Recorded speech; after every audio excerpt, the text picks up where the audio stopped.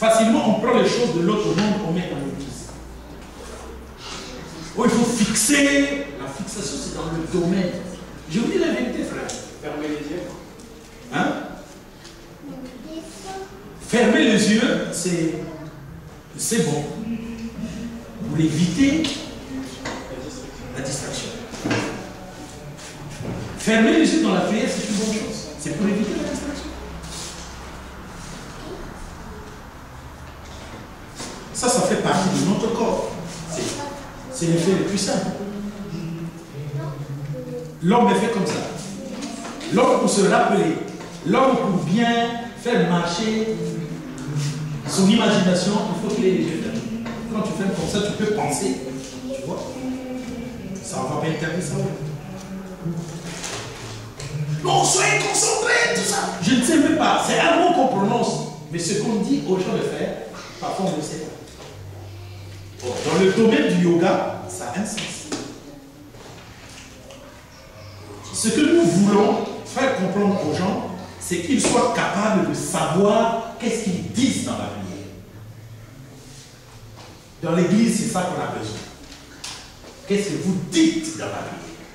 Qu'est-ce que tu demandes? Et quand tu as terminé de prier, il faut même noter ce que tu as demandé à Dieu.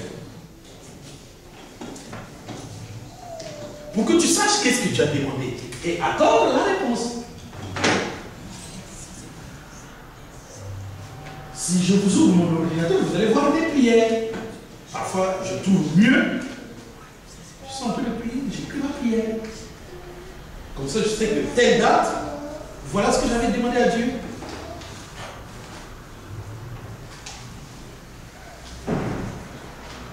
C'est comme ça. Une prière, c'est quelque chose que tu connais. Ne cherchez pas les mots, frère. S'il vous plaît, quand vous priez, sachez qu'est-ce qu'il faut dire.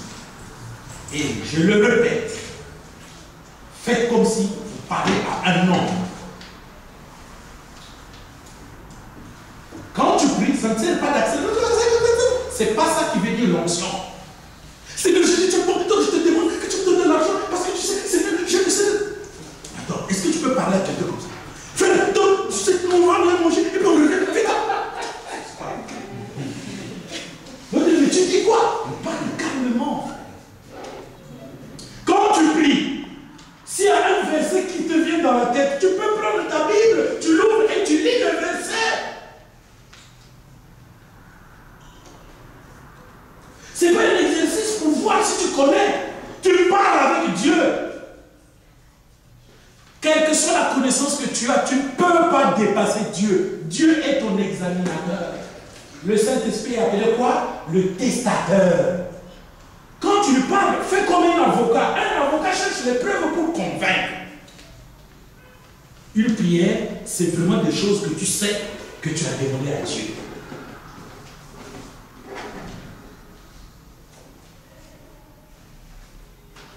C'est pourquoi il ne faut pas trop enseigner parce que les gens aiment les rites.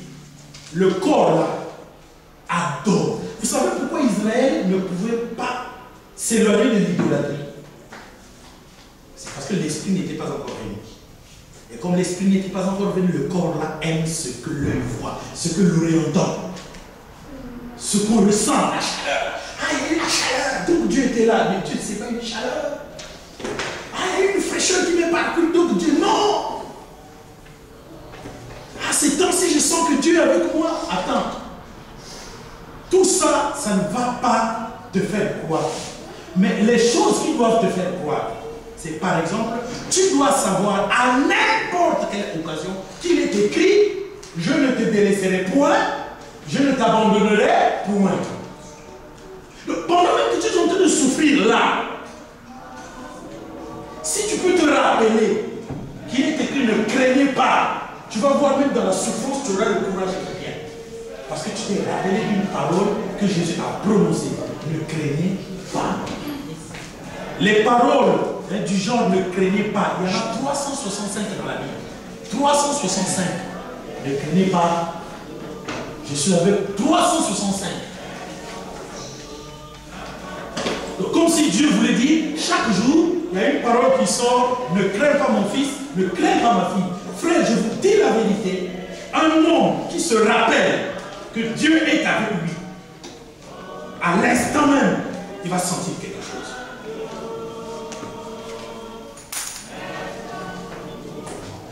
Dans des moments de souffrance, rappelez-vous les paroles de Dieu. Il est écrit, l'ange du Seigneur campe autour de ceux qui les craignent et les tire du danger. Rappelle-toi quand tu es dans un danger, que l'ange du Seigneur est là. Le fait de te rappeler que l'ange du Seigneur est là, normalement, si vous êtes fille de Dieu, fils de Dieu, vous allez sentir l'aide. Parce que l'aide, vous en aurez la conviction.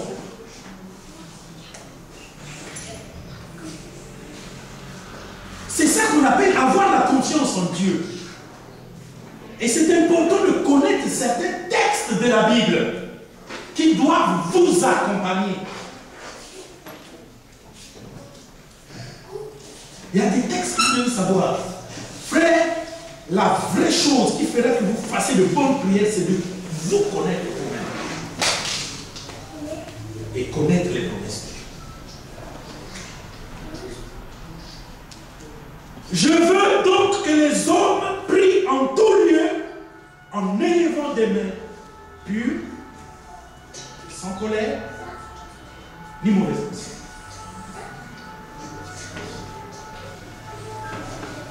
Quelqu'un qui prie bien le Seigneur est celui qui a pris garde, de telle sorte qu'il n'y ait pas de colère en lui. Mes frères, toute la semaine, tu n'es en colère contre ton mari, ou contre ta femme, ou contre tes enfants. Et c'est donc le sabbat que Dieu va t'écouter quand tu viens ici. Dieu ne t'écoutera pas.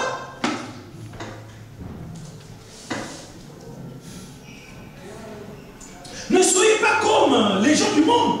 Ah, attends, frère, mais aujourd'hui c'est dimanche, tu pêches le dimanche. Comme si tu peux pêcher pour toi toute la semaine, sauf le dimanche. Vous voyez ce que les gens du monde croient?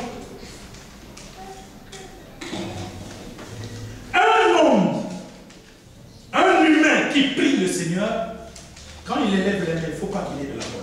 Or, la colère, ce n'est pas la colère que tu as maintenant, parce que tu l'as déjà mise de côté, mais c'est la colère que tu as prouvée. Tu n'as même pas demandé pardon.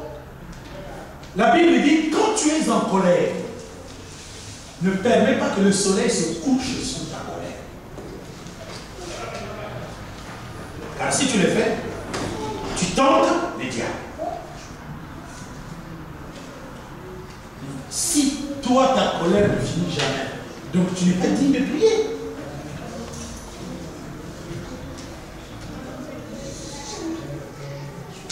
C'est quoi la colère? C'est l'expression d'une incapacité. Non, mais j'ai trop de problèmes, je suis en colère. Mais oui, mais ces problèmes-là, Dieu peut les régler. La colère, c'est un souci. Un souci, c'est l'incapacité d'obtenir quelque chose qu'on a besoin. C'est quoi un souci? Je viens de vous définir le souci. L'incapacité d'obtenir ce qu'on a besoin. C'est ça le souci.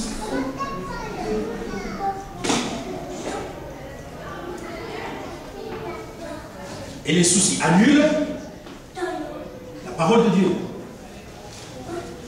Est-ce que vous le savez? Les soucis tuent la puissance de Dieu. Donc frère, quand la Bible dit tu es sorcier, la femme, les enfants sont annulés, faites attention. C'est Dieu qui vous l'enseigne. Il y a des choses qui empêchent Dieu d'agir. Là où il y a l'impunité, Dieu ne peut pas agir. Avant de changer, frère, prenons Marc chapitre 7.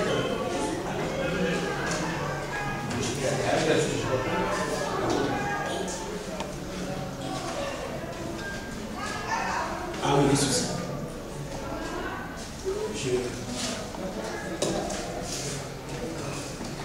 Marc chapitre 7. Marc chapitre 7, 1 à 13. Pour les traditions qui annulent la parole de Dieu. Les pharisiens et quelques scribes venus de Jérusalem s'assemblèrent auprès de Jésus. Ils virent quelqu'un quelques-uns de ses disciples prendre leur repas avec des mains impures, c'est-à-dire non lavées. Or, les pharisiens et les juifs ne mangent pas sans s'être lavés soigneusement les mains, conformément à la tradition des anciens. Et quand ils reviennent de la place publique, ils ne mangent qu'après s'être purifiés. Ils ont encore beaucoup d'autres observations traditionnelles, comme le lavage des coupes, des cruches et des vases d'airain. Et les pharisiens et les scribes lui demandèrent: pourquoi tes disciples ne suivent-ils pas la tradition des anciens, mais prennent-ils leur repas avec des mains impures? J'ai bien pris, tu peux continuer. Jésus leur répondit: hypocrite, Ésaïe a bien prophétisé sur vous. Ainsi qu'il est écrit: ce peuple m'honore des lèvres, mais son cœur est éloigné de moi. C'est en vain qu'il m'honore, en donnant des préceptes qui sont des commandements d'ordre. Donc, on peut honorer Dieu, mais on l'honore en vain, n'est-ce pas? On peut dire: je sers Dieu, mais tu le sers en vain. Et ici, on nous montre des gens qui disent ils honorent Dieu, mais ils l'honorent en mettant en application les propres préceptes que eux-mêmes ont élaborés. Frère, est-ce que je me fais comprendre? Non, pour prier, je dois d'abord commencer par un chant. Après le chant, je demande le pardon du péché. Après le pardon du péché, le sang de Jésus. Après le sang de Jésus, le Saint-Esprit. Après le Saint-Esprit, la puissance du Saint-Esprit. Après la puissance du Saint-Esprit, les dons spirituels. Et après, tu vas dire quoi? Au Seigneur, donne-moi les dons spirituels. Ah non, tu vas demander le mariage. Vous comprenez? Tu as passé ton temps pour rien. Et c'est ça. Ça, c'est les gens qui pensent qu'en faisant ça, Dieu va les écouter. Mais parce qu'ils ont un problème. Or, Dieu, pour t'écouter, Dieu, c'est celui-là qui marche avec toi. Donc, il n'est pas loin de toi. Dieu marche avec toi. Et ces gens-là, c'est les ritualistes, les gens dont on est en train de parler là. C'est bon de laver les mains avant de manger. Mais si j'ai oublié, c'est pas un souci, je vais manger. Ah, il faut laver les mains. Attends, faut laver les mains. Oui, je sais comment oublier. Ah non, c'est pas bon. Donc, parce que je n'ai pas lavé les mains et j'ai mangé, c'est pire.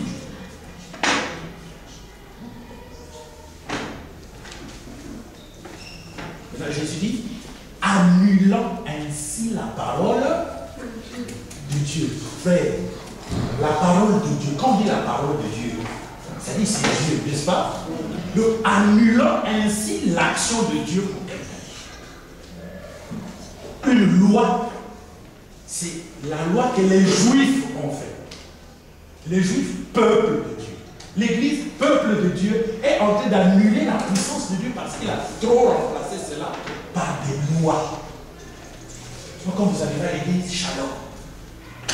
La sœur ne dit pas shalom aux gens. Mais si elle ne dit pas shalom.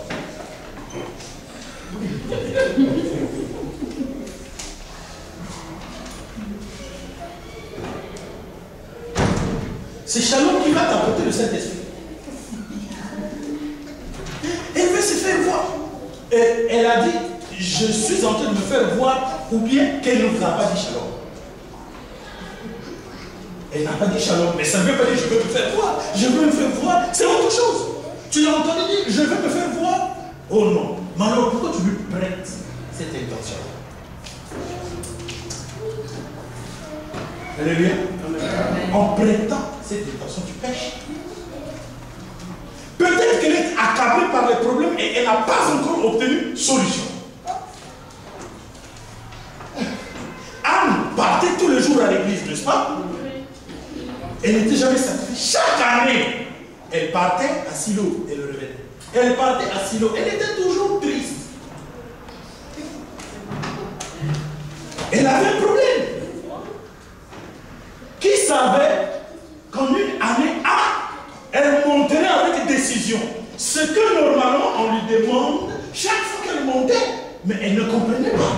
Parce que quand on va à Silo, c'est pour aller remercier Dieu qui a agi dans ma vie pendant une année. Elle, Dieu n'agissait pas. Pourquoi il allait remercier? Vous voyez que c'est de l'hypocrisie. Dieu n'agit pas dans ta vie, mais tu sais comment? Oh, les témoignages, alléluia, Dieu a fait ceci. Arrêtez vos histoires. Si Dieu a fait quelque chose pour toi, où est le problème? Qu'est-ce que tu as que tu n'as pas reçu? C'est écrit, non? C'est écrit dans 1 Corinthiens, je vais vous trouver le texte. Tout ce qu'on a, on a reçu ça de Dieu. Bon, quand tu reçois quelque chose de Dieu, il faut venir. Elle, j'ai reçu.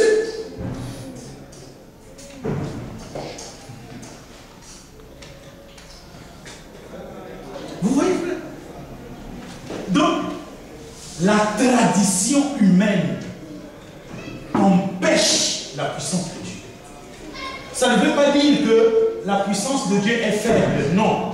C'est tout simplement Dieu qui a fait ce principe-là. Mais sachez que ce n'est pas tous qui me disent Seigneur, Seigneur qui entreront dans le royaume de l'enfer. Mais non, au dernier jour, vous allez vous rendre compte comment Dieu en question est puissant. Vous l'avez annulé sur la terre, maintenant pour entrer dans le royaume, il dit non, non, vous n'entrez pas. Seigneur, on a prophétisé en ton nom. Ça veut rien dire. Seigneur, on a fait des miracles. Ça veut rien dire. Seigneur, on a chassé des démons. Sur qui? Sur un tel. Bon, regardons si les démons sont encore là. On regarde, les démons sont encore là. Qu'est-ce que tu as fait? Tu n'arrives pas? Allez, toi et allez là-bas. Voilà. Le Dieu que vous annuliez par votre tradition, vous refusez son royaume.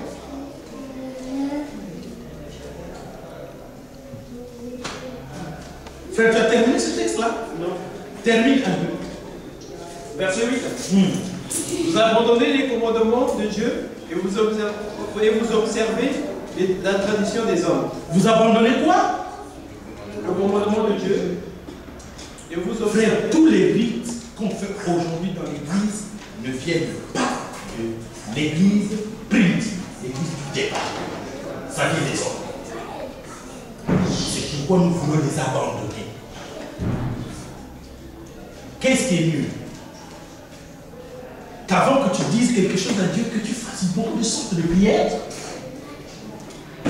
ou qu'on te dise qu'à n'importe quel moment, en tout lieu, tu parles. Hein? La deuxième option, parce que c'est celle-là qui est enseignée ici. Le seul enseignement qui va de pair avec, élève les mains, sans colère, ni rancune, ni quoi?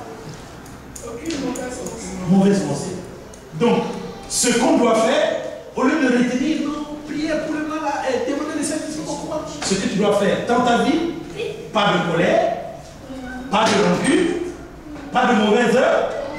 Voilà la doctrine.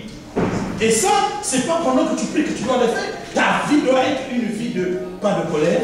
Il y a pas de colère, hein? Qu'est-ce ça? La joie. Mais parce que quel que soit le problème, Dieu va intervenir. Maintenant tu te fâches pourquoi? Pourquoi la rancune? La rancune, c'est quelqu'un qui veut faire du mal à quelqu'un, mais il n'en a pas les possibilités matérielles. La rancune. Mais tu n'as pas la possibilité. Je vais le taper, mais il est plus fort que moi. C'est ça qu'on appelle la rancune. Les mauvaises pensées. C'est de toujours voir que les gens veulent te faire du mal. Toi tu es bien, mais les autres sont mauvais. Or, cette loi-là fait de nous tous des mauvais. Moi je suis bien, vous êtes mauvais. Mais le frère est bien, nous tous on est mauvais. Donc moi aussi je suis mauvais. Moi qui considère les autres comme mauvais, moi aussi je le suis. Donc nous tous on est mauvais. Et donc l'homme est mauvais. Finalement, où est le salut? Ah oui, il y a des gens de bien. Donc vous comprenez, frère? Donc autant mieux apprendre à bien exister, à bien vivre, à bien marcher, pour que tu parles avec Dieu tous les jours, à n'importe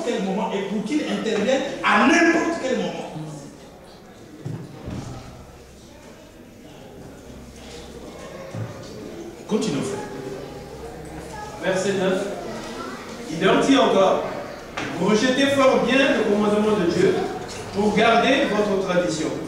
Car Moïse a dit, honore ton père et ta mère, et celui qui maudira son père ou sa mère sera puni de mort. Mais vous vous dites, si un homme dit à son père ou à sa mère, ce dont j'aurais pu t'assister est correct, c'est-à-dire une offrande à Dieu, vous ne le laissez plus rien faire pour son père ou pour sa mère, annulant ainsi la parole de Dieu pour votre tradition, que vous avez établie. Et vous faites beaucoup d'autres choses semblables.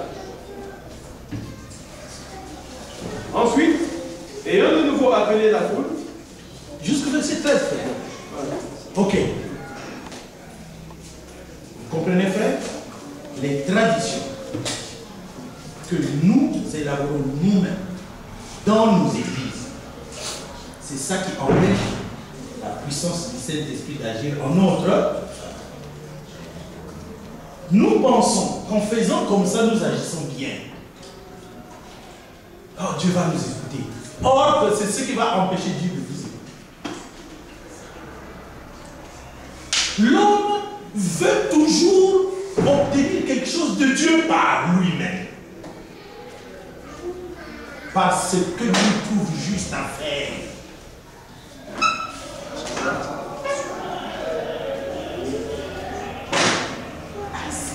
Maintenant, remarquez ce qui devient difficile. Je suis en train de vous regarder. Est-ce que vous pouvez faire passer votre colère? Ne gardez plus la colère. La colère vous détruit. Elle disperse vos forces. Amen. Le Saint-Esprit a en nous. Chaque fois que dit, Seigneur, envoie-moi la puissance du Saint-Esprit, il l'envoie. La puissance qu'il envoie, ce n'est pas une source d'eau qui coule continuellement, non. C'est la quantité que vous vous représentez là qu'il va envoyer. Et si vous l'avez dépensé, vous êtes déchargé. Il vous faut encore vous charger. C'est pourquoi c'est la puissance du Saint-Esprit qu'il faut demander continuellement, mais pas le Saint-Esprit. La puissance, c'est une énergie que le Saint-Esprit vous envoie, une force. Quand on a faim, on a du mal à frapper quelqu'un, non? Hein? Parce qu'il manque beaucoup de sel dans les muscles et beaucoup de sucre. Il manque beaucoup de sucre dans le muscle. J'ai faim de l'air, je ne peux pas frapper. Il manque quelque chose. Et après avoir mangé, les forces viennent. Ah là, en tout cas, ta femme, tu peux la fleur. Vous comprenez? Donc la puissance du Saint-Esprit, c'est comme une réserve. Et ça, il faut la demander à tout le monde. Maintenant, pour la demander, il faut au préalable avoir été né de lui. C'est-à-dire avoir reçu le Saint-Esprit. Ce n'est pas parce que vous entendez, non, je vais demander la puissance. Si d'abord tu n'es pas encore né de nouveau, même si tu demandes la puissance, elle ne viendra pas. Parce que ça vient sur ceux qui sont nés de nouveau. Amen.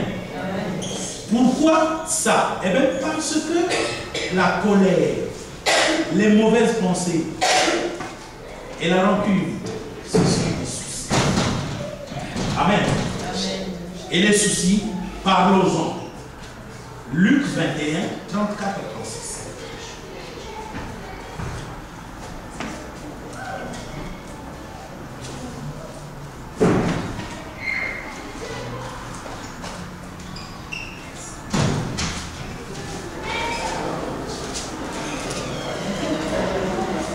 Luc 21, 34 à 36.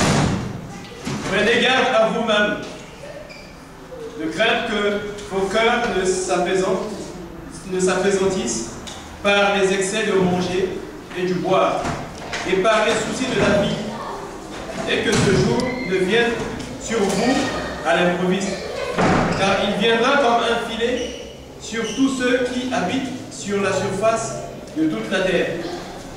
Veillez donc et priez en tout temps, afin que vous ayez la force d'échapper à toutes ces choses qui arriveront et de paraître debout devant le Fils de l'homme. Amen. Amen. Amen. Amen. La Bible nous dit de veiller en tout temps, n'est-ce pas? N'est-ce pas? Amen. Et de prier en tout temps, n'est-ce pas? Amen. Donc, veiller et prier vont de pair.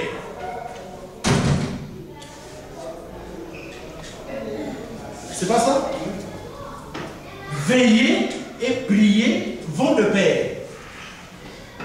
Vous comprenez ça? Mais c'est quelle veillée qu'on nous demande?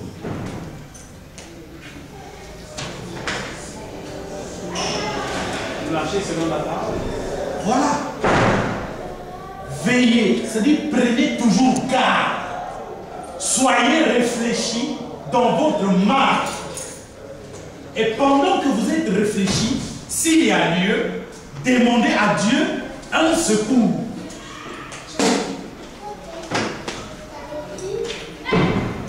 Soyez réfléchis. Si quelque chose ne va pas, que vous ne comprenez pas, demandez à Dieu un secours dans la prière.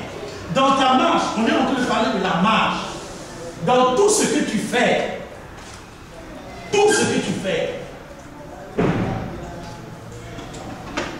n'importe où tu travailles, c'est ton travail.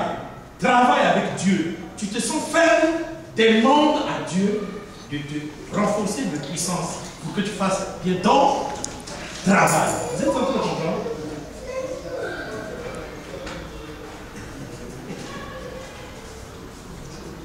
Votre travail.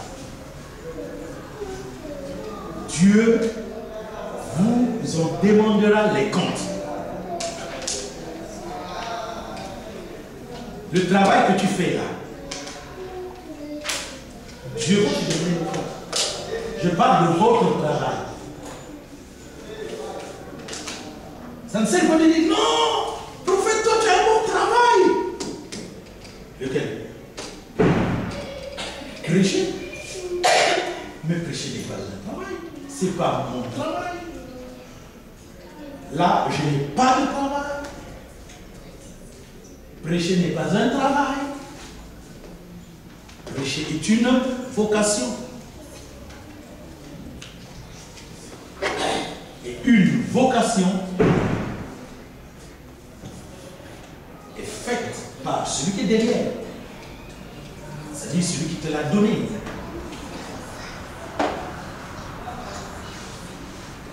Il va me demander compte pour mon écriture. Toi, tu vas te demander compte parce que tu conduis le bus. Si tu es un jury, les gens en conduisant le bus, Dieu va te demander compte. Mais c'est il m'embêtait. Il va dire, toi, tu étais fils de Dieu. Tu devais être lumière dans ton bus. Les personnes âgées aussi dépassent. Mais oui, toi, tu es la lumière. Ah mais non, il faut sembler. Mais oui, toi, tu es la lumière.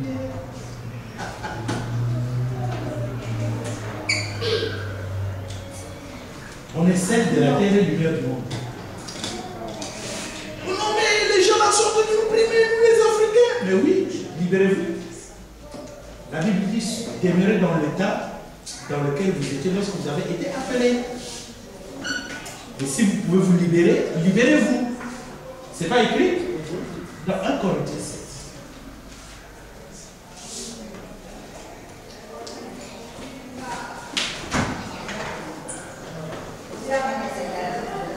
Amen. Amen. Donc, bien aimé, si vous voyez que le peuple de Dieu du premier âge tenait en ce que il est la scène, le repas du Seigneur, c'est parce qu'il savait que c'était même. Vous vous souvenez du jour où Paul prêchait? Il avait commencé à tomber de la nuit et Eutychus est tombé du 3e étage. Les gens sont allés en bas, ils l'ont déclaré mort. N'est-ce pas? Il a abandonné la prédication, n'est-ce pas? Il est lui-même aussi descendu.